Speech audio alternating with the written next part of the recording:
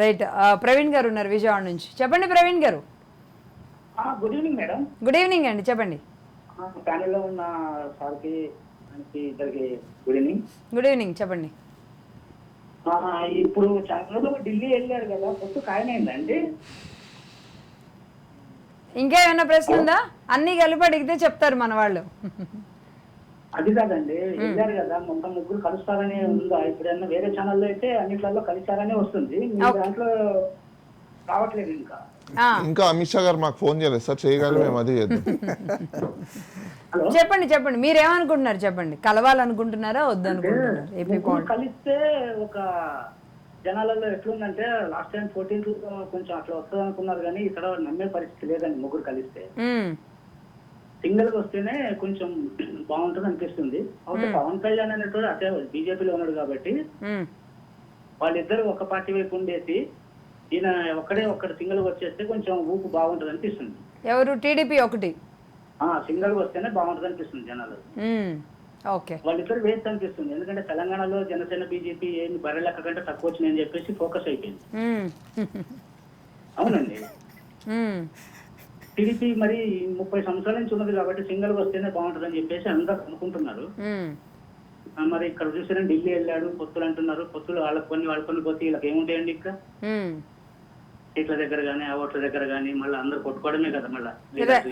Right right, మీ opinion అది. Okay Praveen గారు. Okay, Srinivasarao గారు ఉన్నారు హైదరాబాద్ నుంచి. శ్రీనివాసరావు గారు చెప్పండి.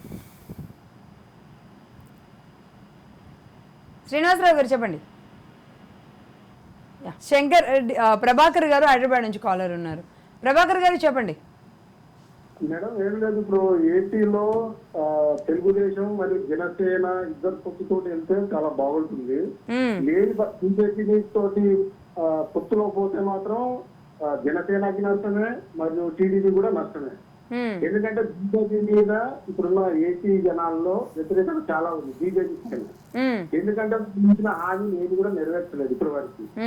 కాబట్టి బీజేపీ కాకుండా వీళ్ళిద్దరిలో చెల్లినా లేదా టీడీపీ ఒంటరికి వెళ్ళినా కానీ బాగుంటుందని నా ఉద్దేశం.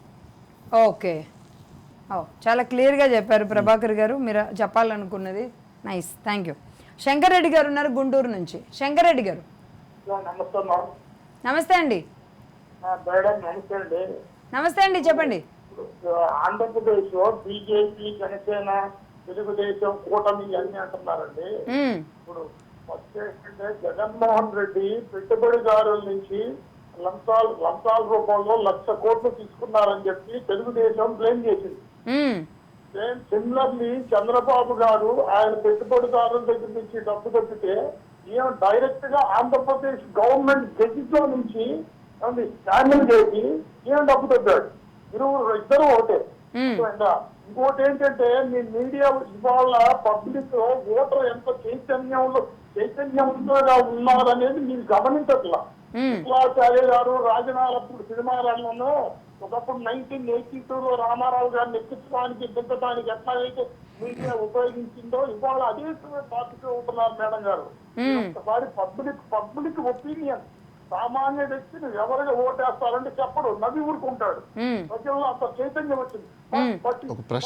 మీడియా మాత్రం అది ఏ మీడియా, నేను ఏ పార్టీకి చెందిన వ్యక్తిని కాదు, తటస్థుని ఉన్నది ఉన్నట్టుగా మీరు ఏ ఛానల్లో ఉన్నా మిమ్మల్ని ఫాలో అవుతాను మేడం. ఎందుకంటే మీరు నిక్కచ్చిగా ఆ పార్టీ అధికార పార్టీయా ప్రతిపక్షం అనేది సూటిగా మీరు ప్రశ్నిస్తారు. ఛానల్లో ఉన్నా మీ డిబేట్ నేను ఫాలో అవుతా, అందుకని చెప్పి మేడం ఫోన్ చేయడం కూడా. కానీ ఇవాళ తెలుగుదేశం అనేది ఒక డబ్బున్న వాళ్ళకి పార్టీ, వైఎస్ఆర్ అన్నది పేద పార్టీ. రూరల్ ఏరియా మొత్తం వైసీపీ గెలుస్తుందమ్మా. అర్బన్ మొత్తం కూడా టీడీపీ గెలుస్తుంది. జనసేన అంటారా, అది కూడా దానికి అదేదో అటాచ్మెంటే కానీ దానికి పెద్ద ఇదేం కాదు. చంద్రబాబు నాయుడు గారు మారాడు అంటే బీజేపీ మొన్నటి దాకా తిట్టకుండా బాంబు చేత కూడా తెచ్చిచ్చాడు హిందీలో.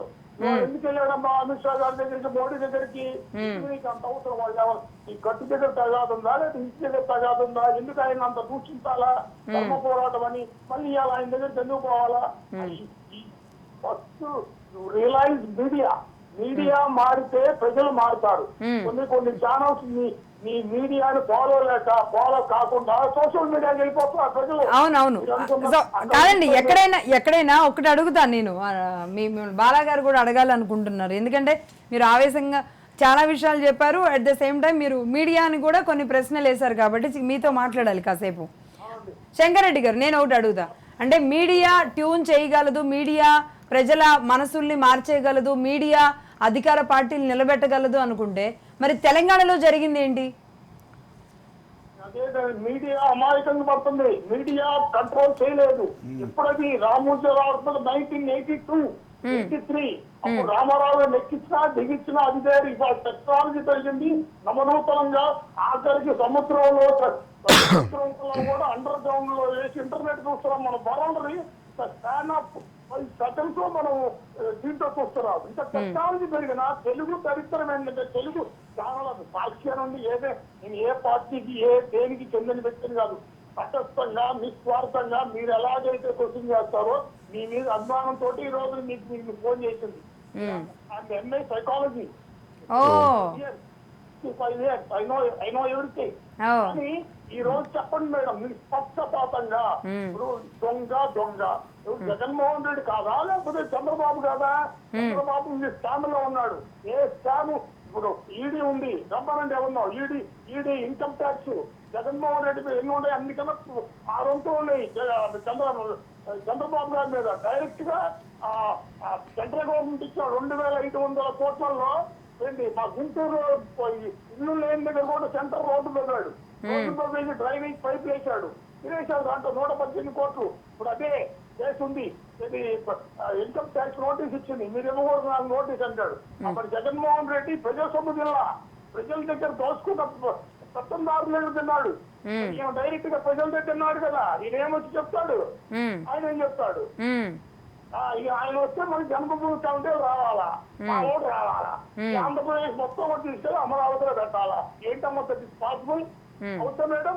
జనరల్ గా మనం కుటుంబం, భార్య, భర్త, కుటుంబం అని ఆలోచన చేసి అయ్యే పనేనా? ఆంధ్రప్రదేశ్ ఆయన ఏం చేయాలనుకుంటాడు? 14 years ముఖ్యమంత్రి కాదు. శంకరెడ్డి గారు, మీరు ఆగండి. శంకరెడ్డి గారు, మీరు అలా చెప్తున్నారు, ఆంధ్రప్రదేశ్ని తీసుకెళ్లి అమరావతిలో పెట్టాలని. అది కూడా మీరు గుంటూరు వాళ్ళు అయ్యుండి మీరు అలా చెప్తున్నారు.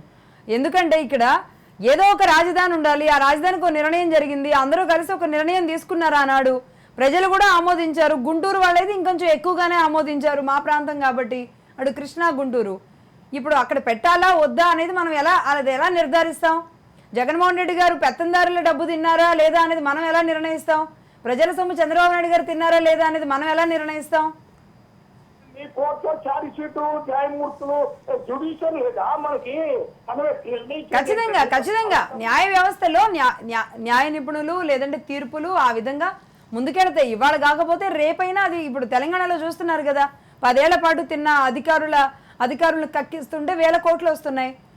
అలానే జరుగుతుంది రేపైనా సరే. బట్ కానీ కక్షపూరితంగా వేసేది ఏంటి, నిజంగా జరుగుతున్న కేసులు ఏంటి, ఎవరు ఇరికించాలని చూస్తున్నారు అనేది ఏదైనా భవిష్యత్తు నిర్ణయిస్తుంది. మీరు ఎంఏ సైకాలజిస్ట్ అంటున్నారు కాబట్టి మీరు ఇంకా అద్భుతంగా ఆలోచించగలుగుతారు. థ్యాంక్ యూ అండి. థ్యాంక్ యూ శంకర్ రెడ్డి గారు.